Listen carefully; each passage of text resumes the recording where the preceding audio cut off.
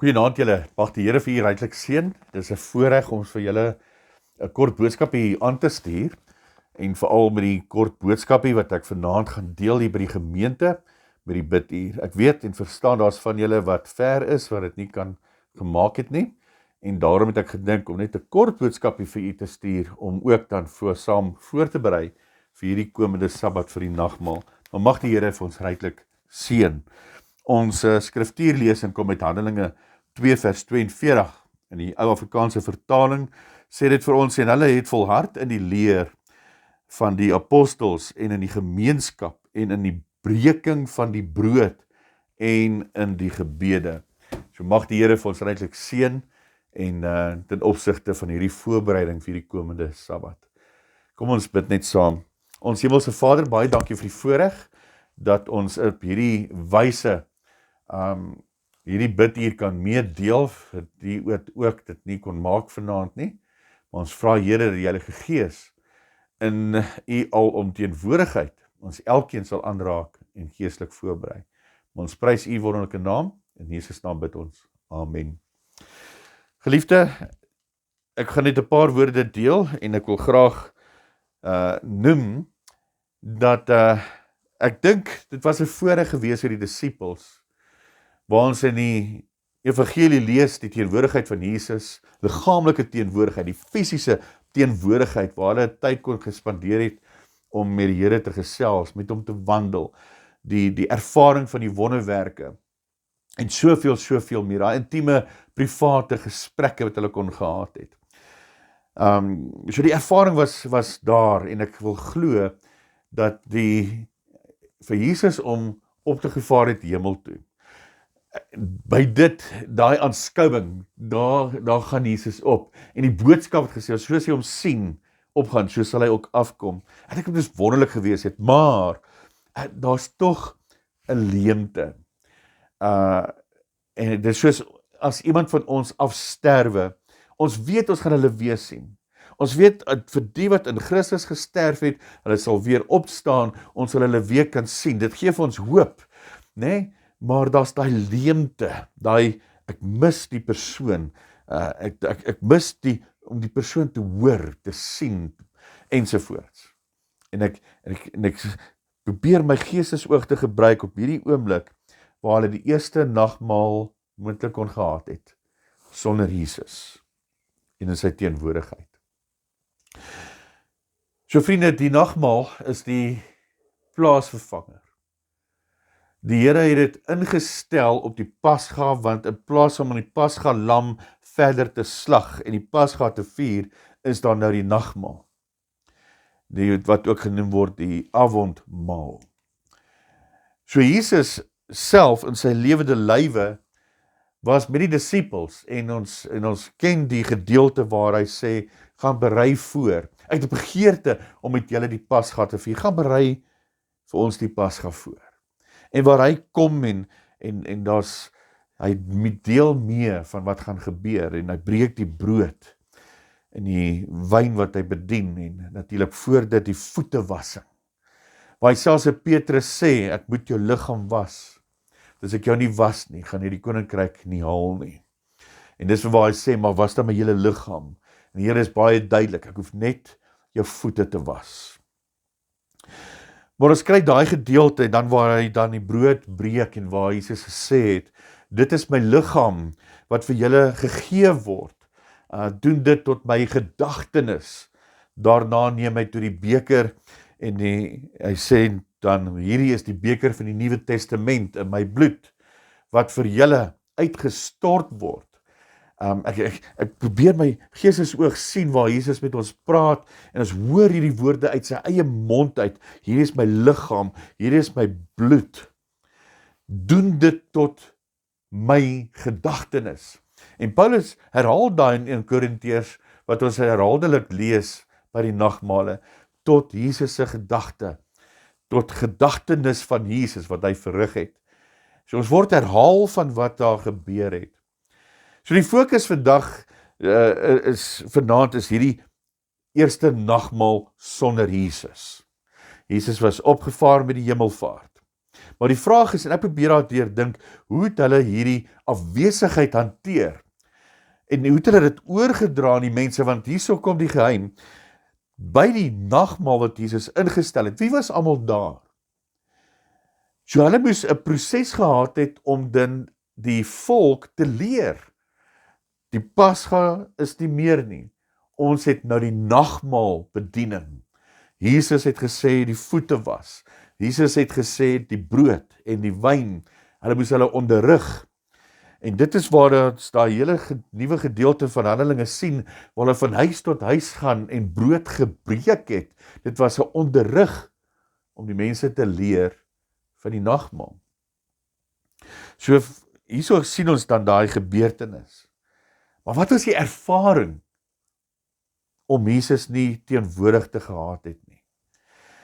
Jy sien Handelinge 2:42 net weer eens te lees. En hulle het volhard in die leer. So hulle het deurgevoer wat hulle geleer het. Hulle het volhard in die leer van die apostels en in die gemeenskap. En in die breking van die brood en in die gebede. En vrees het op elkeen gekom en baie wonders en tekens het deur die apostels plaasgevind. So hierso is ietsie wat ons nou raak sien, daar's 'n vrees. Nou hierdie vrees is nie die vrees wat ek en jy altyd na verwys, selfs is nie die bangheid nie, dis gehoorsaamheid tot God, maar hierdie ene in die Grieks is phobos, wat beteken vrees, fisies, om bang te wees, daai vrees te ervaar, ek is bang, hier gaan iets gebeur. Vriend, in hierdie vrees van hierdie geweldige bangheid, om Jesus nie teenwoordig te gehad het nie, om nou bedien te word met die brood en die wyn, tot gedagtenis van Jesus, en terselfdertyd is daar aan die kantlyn, daar's nog vervolging wat plaasvind. Dis daarom wat daar ook vir ons sê, daar het wonderwerke geskied, want u sien, in die wonderwerke was dit vir die mense 'n gerusstelling te sê, maar Jesus, ons sien hom nie, maar hy is teenwoordig, ons ervaar die wonderwerke. Nou ek en jy, kom ons dink hier terug, ek seker, as ons moet getuig, sal daar hier en daar 'n nagmaal wees, waar ons spesifiek dalk gebid het vir iemand, vir genesing, dalk het ons 'n salwing ook daai dag gehad, waar dit wel plaasgevind het. Maar het jy in my ondervinding, kom die nagmaal en die nagmaal gaan, tot gedagtenis, ons ervaar Jesus in ons gedagtes, ons oordink die dinge en beleef dit weer wat gebeur het in ons gedagtes, in ons hart. Maar daar's nie wonderwerke nie. En hier word dit pertinent gestel, daar's wonderwerke wat gebeur. Met ander woorde, voor Jesus gesterf het en opgestaan het en opvaar het hemel toe, het hulle Jesus ervaar met wonderwerke. Die brood en die visies was vermeerder, mense was genees, dooies het opgestaan, en sovoorts. En hierso word hulle nou geleer oor die nagmaal wat in plek is van die Pasga, en die wonderwerke. Met ander woorde, hulle beleef Jesus se teenwoordigheid in die wonderwerke wat daar plaasvind. So het daar moontlik dan die wat nie gelowig was nie, dalk gelowig geword, en die wat gelowig was, kon die instelling sien, maar hierdie is van Christus, hy is hier. In sy fisiese afwesigheid is hy hier teenwoordig, ons ervaar die vertroosting van die Heilige Gees, ons ervaar die genesings, die wonderwerke. So vriende, hierdie was 'n geweldige beweging, want hulle het gegroei elke dag. En die groei was fenomenaal, want die mense het letterlik hulle goed gaan opgee, hulle eiendomme verkoop, en bygevoeg by die apostel sê, ons is in julle hande, julle sorg vir ons elke dag, maar ons versprei hierdie woord, want Jesus kom weer. In hulle gedagtes, Jesus gaan vinnig kom. So vriende, dit was dan 'n geweldige gedeelte om dan deur te gevoer het. Dag na dag het hulle eendragtig volhard, ook in die tempel en van huis tot huis het hulle brood gebreek. En die Here was daagliks, was hy teenwoordig, selfs in sy afwesigheid, teenwoordig deur die Heilige Gees. So, dit dui vir ons aan die wonderlike gedagte, daar was die emosioneel waar hulle die teenwoordigheid mis, maar die wonderwerk, hulle ervaar dit geestelik. So vriende, dink aan daai emosies, dit moes geweldig gewees het, né? En hulle het gesien hoe Jesus dan hierdie alles beplan het, en waar hulle dit nou ervaar. Daar was 'n verlies en 'n verlange, maar hulle ervaar hom tog geestelik. En dit het baie keer vir hulle seker teruggekom na die woorde wat Jesus geuit het in Matteus 28 vers 20, waar Jesus gesê het, ek is met julle al die dae.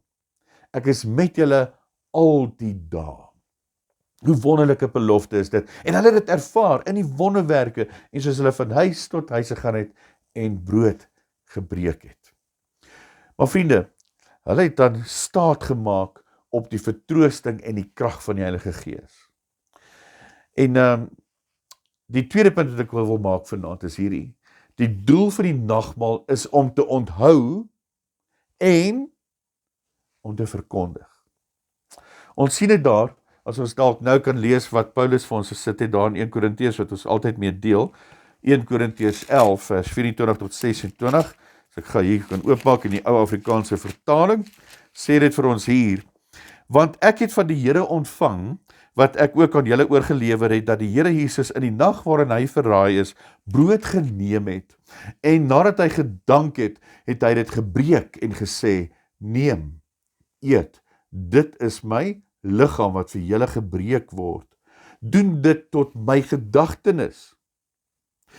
Dan, net so ook die beker na die ete met die woorde, hierdie beker is die Nuwe Testament in my bloed, doen dit so dikwels as julle daaruit drink, tot my gedagtenis. Maar hy is nie klaar nie, hy gaan aan, hy sê, want, so dikwels as julle hierdie brood eet en hierdie beker drink, verkondig julle die dood van die Here, totdat hy kom.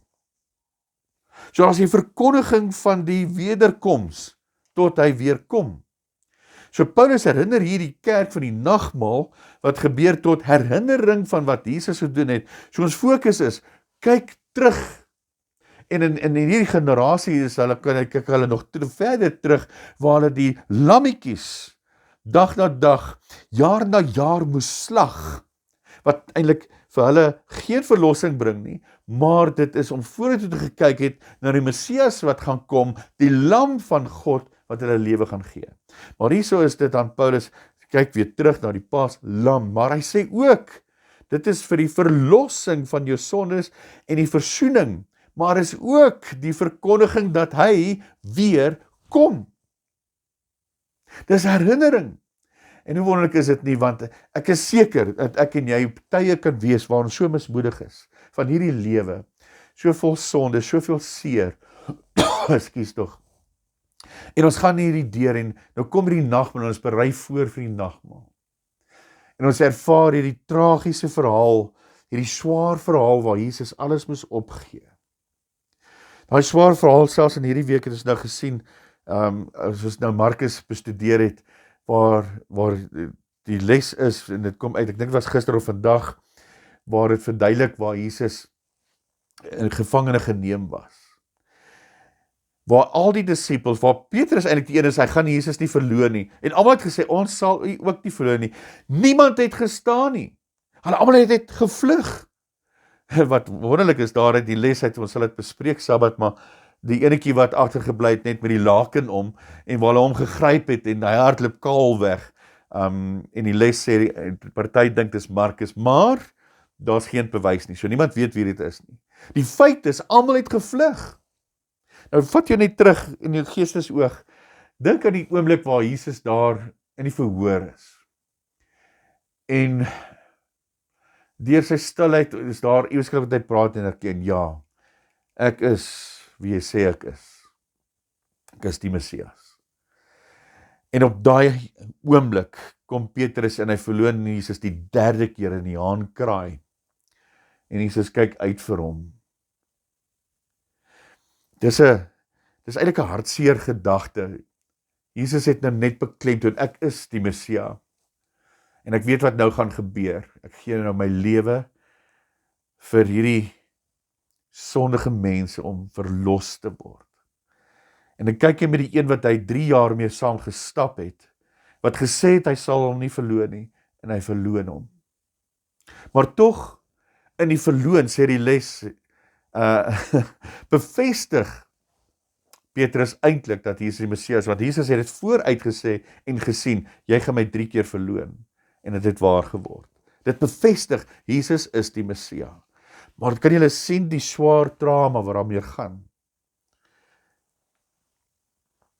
Die een verloon Jesus, terselfdertyd, terwyl Jesus nou in plek tree om sy lewe te gee vir elke sondaar. En dit behoort ons harte te tref, want net so, wanneer ek en jy sonde doen, verloon ons Jesus, terwyl hy sy lewe vir ons gegee het. Waar hy die laaste asem uitgeblaas het, en met hoop, ek sal weer opstaan op die 3de dag. Maar ek doen hierdie vir die nasie, vir die volk, vir die mense op aarde wat ek geskaap het. En ek het elkeen so innig lief. En dan kom ons, en ons maak soms beloftes, ons sal altyd met jou wees, Jesus, maar ons verloon hom. Maar vriende, ons kan daar weg, ons kom weer terug op fokus. Ons sal daai les saam gesels Sabbat. Geniet jou lesstudie van Markus. Maar onthou nou, die disippels was nou volkome afhanklik van hierdie herinnering, want elke keer word hulle herinner en hulle word versterk daardeur, en die leiding van die Heilige Gees, dit versterk hulle. Dit versterk hulle aan Jesus se woorde om weer aan Jesus se woorde te kan dink en te fokus, aan sy beloftes kan vashou. En vriende, en elke keer as daar dan die nagmaal gedeel word, is daai gedagtes wat deurgaan, die afsterwing, die opstanding, die hemelvaart, die tweede koms van Jesus. Dieselfde wat ek en jy dan beleef, alhoewel ons nie daar was nie, beleef ek en jy dit hier, en die Heilige Gees in ons werkend hier, raak ons net so emosioneel. Maar in die emosioneel moet ons nie emosionele besluite neem nie, maar uit die emosioneelheid moet ons die erkenning gee aan Jesus wat hy werklik verrig het, en deur daai erkenning dan ook ons lewe aflê en te sê ek sterf tot die eie ek. Maar vriende, die derde punt ek wil maak vanaand is die gedagte, die rol van die Heilige Gees speel 'n geweldige rol hier. En Johannes 14 vers 16 en 17 sê, en ek sal die Vader bid, en hy sal julle 'n ander trooster gee, om by julle te bly tot in ewigheid. Die Gees van die waarheid wat die wêreld nie kan ontvang nie, omdat dit hom nie sien en hom nie ken nie, maar julle ken hom, omdat hy by julle bly en in julle sal wees. Wat 'n wonderlike belofte.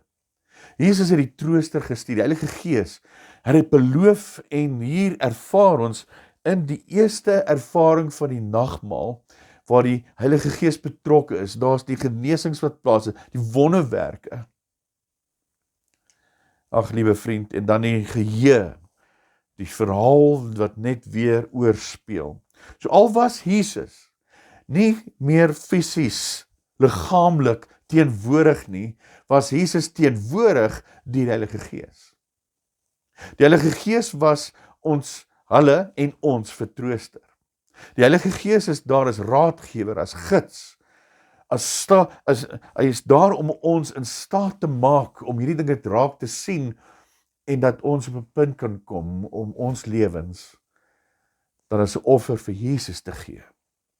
En so word ons dan ook vandag deur die Heilige Gees bemagtig, en dis hoekom ons ook vanaand hier is, om so saam te bid, en te smeek vir die leiding van die Heilige Gees, om ons voor te berei, vir die geestelike diens, Sabbat, wanneer ons die nagmaal hou.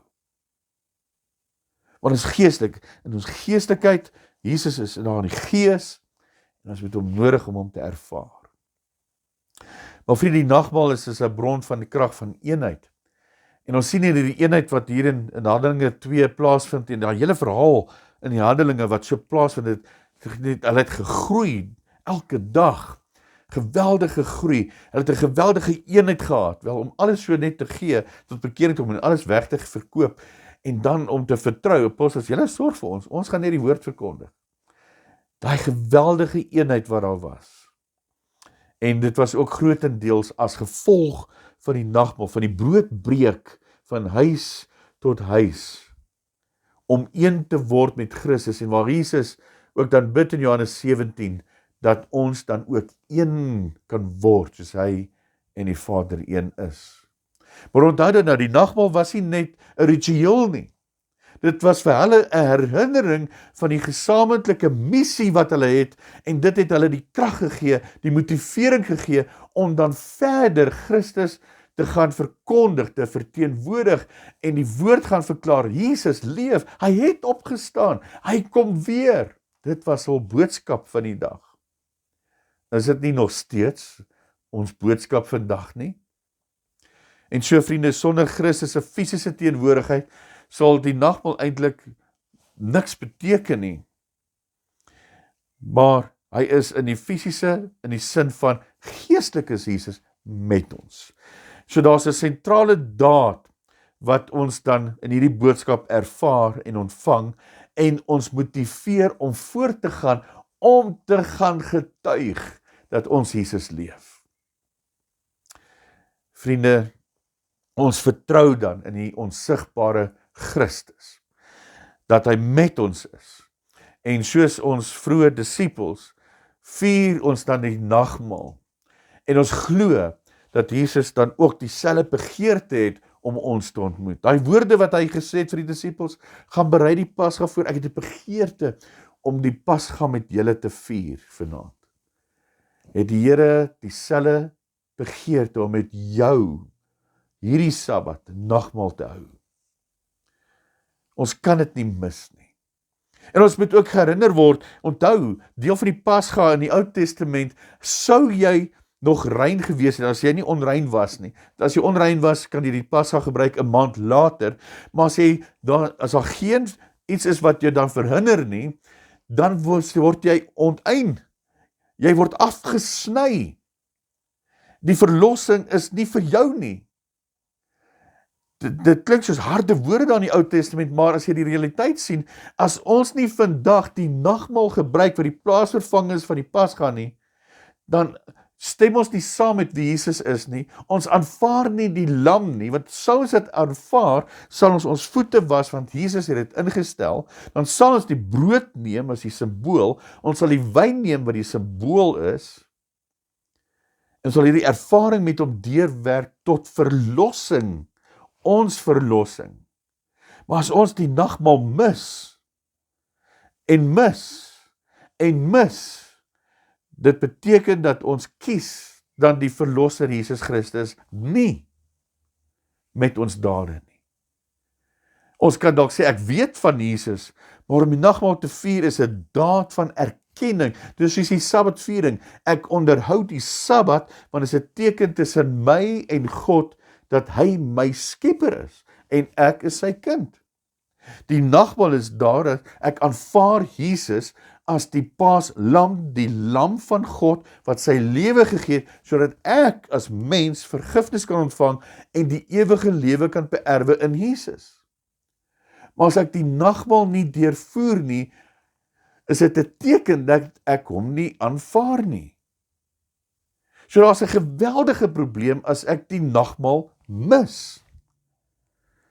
En vriende, ek wonder partymal of ons aan hierdie herinner word, sou ek dit mis as prins. Soos hulle in Engels sê, what will they be the consequences? Weet ons wat die consequences is? Weet ons wat die gevolge is, as gevolg van om Jesus nie te aanvaar nie? Die Fariseërs, jy kan maar die Bybel gaan lees, is daar enige plek in die Bybel van die Fariseërs wat die nagmaal onderhou het in die volle sin van dat hulle ook selfs voete gewas het?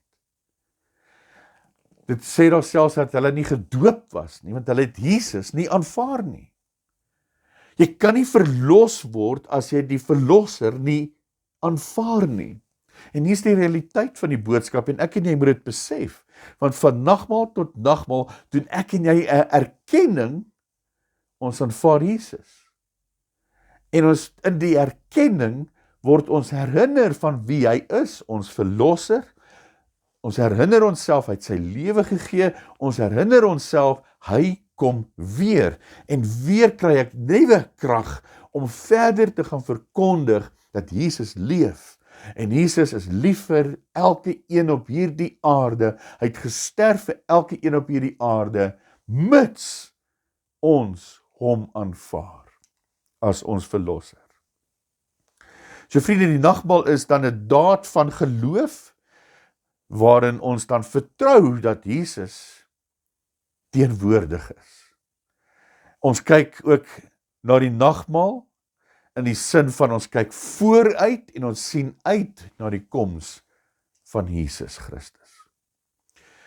So vriende, die eerste nagmaal sonder Jesus se fisiese teenwoordigheid, was daar 'n geestelike teenwoordigheid en ervaring.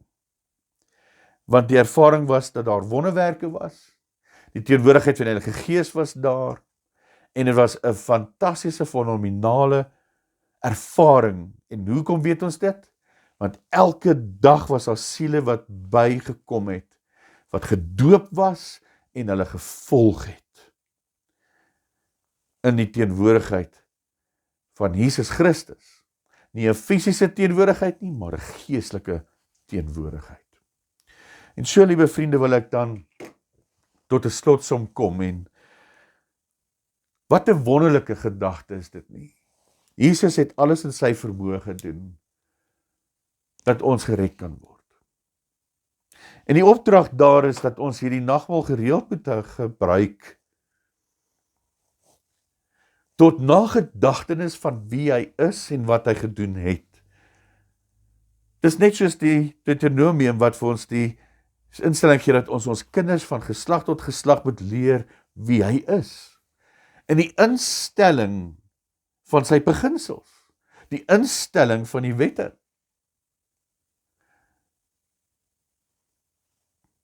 Beter gesê, van die lewenspad saam met die verlosser.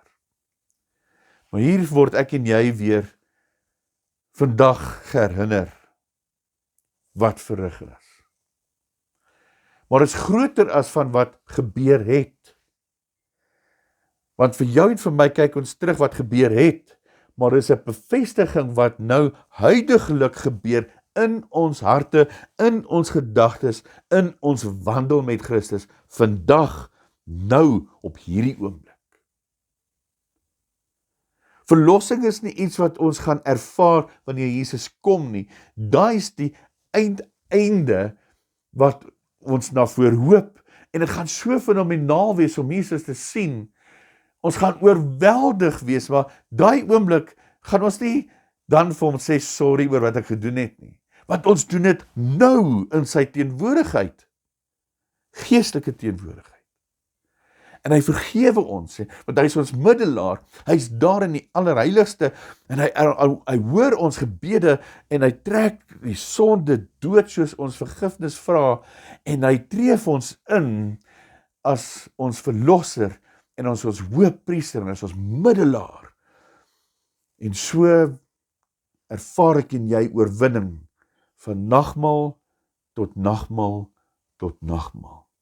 Maar ek wil beklemtoon, het klink of ek baie goed beklemtoon, nee, maar die laaste, is al daai hele pakket, is om dan dit te neem, nie net as 'n gedagte nie, maar as 'n getuienis in hierdie wêreld, dat ek en jy verlos is deur 'n lewendige Jesus Christus, en daai selfe verlossing is daar beskikbaar vir elke siel op hierdie aarde, maak nie saak wat se taal, nasie en ras jy is nie, of geslag nie, vir elke persoon is daar hierdie verlossing.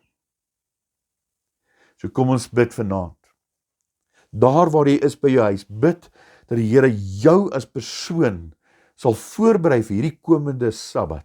Maar ons die voete was, ons sonde afgewas word, niks word teruggehou en ons kry oorwinning. Maar dan tree ons weer in en ons maak weer verskoon my taal, ons maak weer 'n commitment. Dat ons weer met 'n vars gevoel van vreugde in Christus, die woord verder positief sal verkondig. In 'n wêreld wat ons so min aanvaar. Maar as ons persoonlike getuienis hoor, is daar 'n baie beter kans dat hulle sal glo dat Jesus lewe en Jesus lewe in jou. Kom ek bid vir jou. Ons Hemelse Vader, baie dankie dat U ons voorberei vir die nagmaal wat kom Sabbat. Ek dra graag elke lidmaat op en besoeker wat hier gaan wees. En ek vra, Here, en ek glo dat elkeen se begeerte is dit, dat deur die leiding van die Heilige Gees, dat U ons geestelik sal voorberei vir hierdie komende Sabbat se nagmaal. Dat wanneer ons daar kom by die voete was, dat ons met 'n groot geweldige vreugde saam kan getuig, hier word my sondes afgewas, want dis die belofte van die teenwoordige Christus wat dit vir ons gegee het. En dan wanneer ons die brood en die wyn neem, dat in ons gedagtes weer 'n terugflits kan kry wat gebeur het, maar dat ons ook nie 'n terugflits nie, Here, maar 'n openbaring kan beleef van dit wat ons weet wat gaan kom. En dit is met nuwe mag, met nuwe liefde, met nuwe vreugde, na hierdie nagmaal, weer eens en verder, U woord sal verkondig, en getuig van wat U in ons lewens gedoen het, ons verlos het, en ons gelei het, tot op hierdie vreugdevolle punt, dat ons kan sê, in Christus is ons gered. Dankie, liewe Here, vir die daad wat U verrig het, dankie vir U liefde, en dankie vir hierdie oomblik, dat ons kan voorberei, in Jesus naam, amen.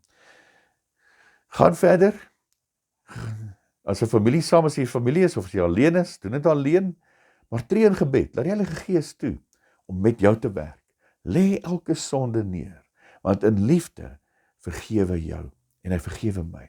Saam is ek en jy, kinders van 'n verlosser, 'n lewendige Jesus. Voorspoed, sien jou Sabbat, mag die Here U seën vir die res van die week. Mooi loop.